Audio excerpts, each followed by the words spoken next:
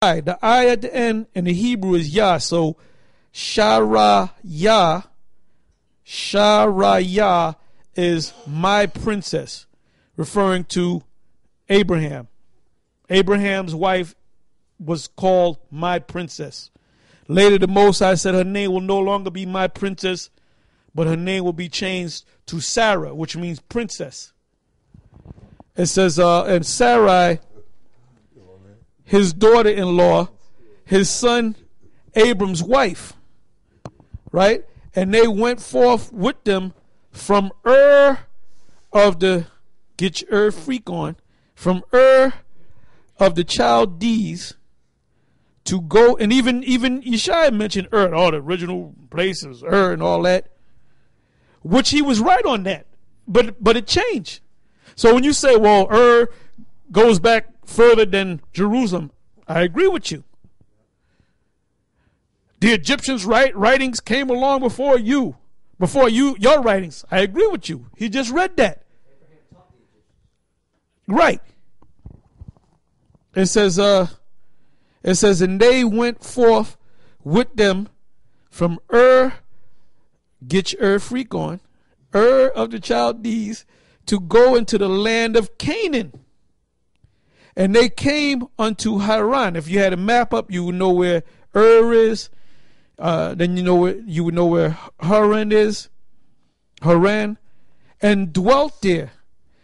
32, which is the last verse in Genesis 11. And then if you go to the very first, the first verse, and you read down, it speaks about that tower. It says, and the days of Terah, Abraham's father, were 250 years, and those are actual years based upon 360.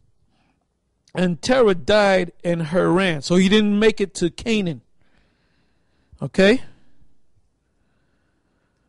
Now let's go to chapter 12. It says, now listen to this. Chapter 12, Genesis 12, verse 1. Now the Lord, which was Yahweh, because they knew him as Yahweh at that time. Now Yahweh had said unto Abram, get thee out of thy country.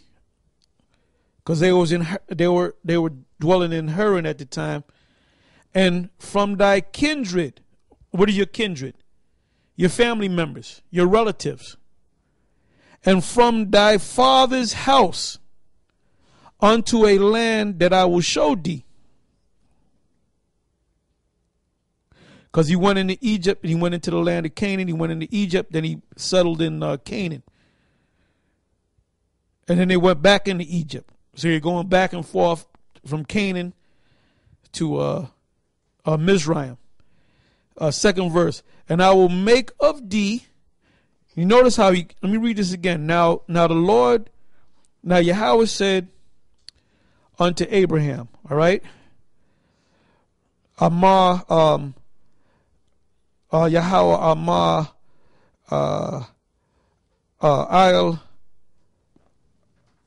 Abaram, the Lord said unto Abraham, get thee out of thy country and from thy kindred me family. Let me look it up so nobody gets funny.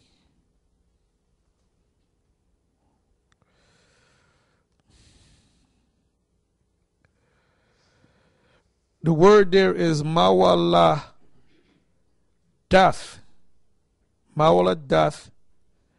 which means kindred, birth, offspring, relatives, kindred, birth, circumstances of birth, what family you were born in, one born, begotten, issue, offspring, family, offspring.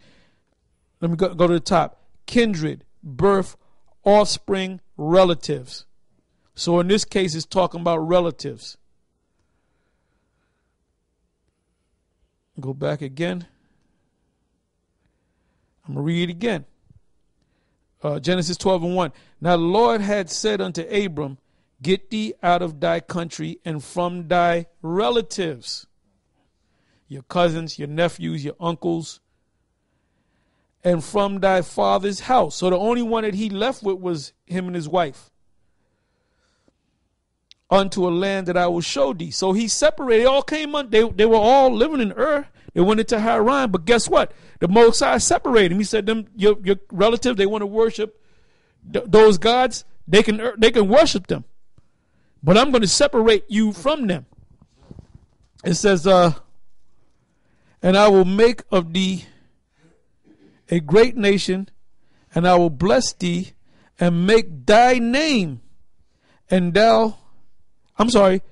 make thy name great, and thou shalt be a blessing." Now, when you go into the etymology of the word blessing, it means you got a nigga that wins the lotto. That nigga ain't blessed. You know when you bless? When you got other nations bowing down to you. The word, part of the word blessing, when you go back to the etymology, it means someone bowing before you. Even the East Indians, they living good. They ain't blessed. The only ones that's really blessed are the elite among Esau. The Rothschilds, they're blessed because people come before them and bow down before them. The insiders. It says blessing, right? And it says the third verse, "And I will bless them that bless thee, and curse them that curse thee, and in thee shall all families of the earth be blessed." Ultimately, the families is talking about his offspring. And so it said in the fourth verse, right? It said, so Abram departed as the Lord had spoken unto him, and Lot went with him. And eventually Lot and Abraham went their separate ways. Okay?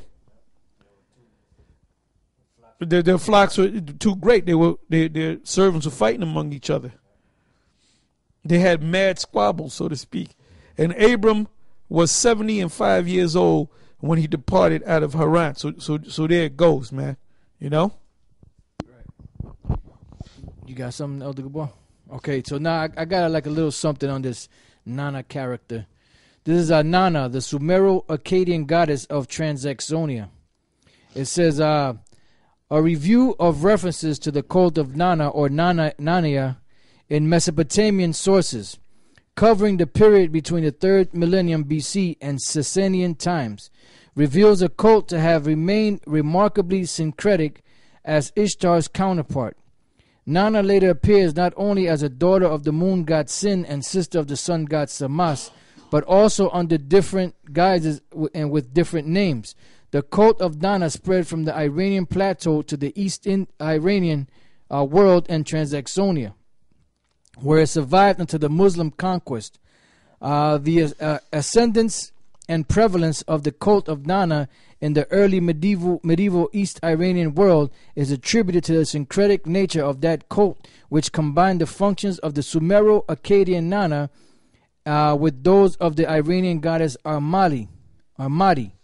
The transference of the creative and chronic aspects of the Iranian earth spirit to the regional cult of Nana thus led to Nana's association with the funerary and dynastic cults in Transaxonia. So basically what happens is whenever a nation is in power and they take down another nation, they just transfer the attributes of their goddesses but put the names or the titles of that particular nation's gods. You got something? Yeah, you can grab the mic. Like what you were saying about, you're reading about Nana. Mm-hmm. Nana is also another variation of hers in the scriptures is Ishtar. Yep. Because it goes back to Semiramis. It's the same god.